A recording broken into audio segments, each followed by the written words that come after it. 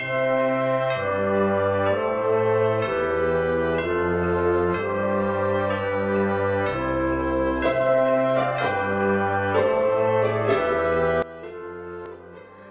everyone, happy holidays. So today I'm back with a festive inspired makeup look.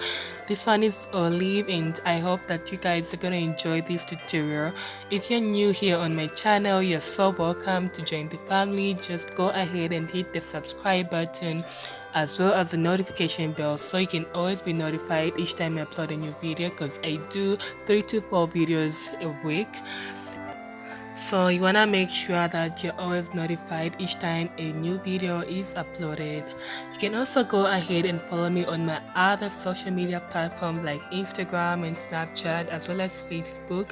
So the direct link to my other social media accounts will be in the description box, and I'm also going to link them right here on the screen.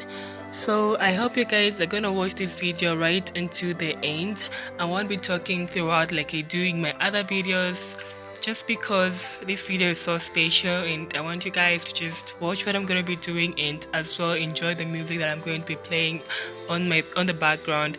So I hope you guys are gonna watch and I'll see you in my next video. Thank you so much for stopping by and thank you so much for watching.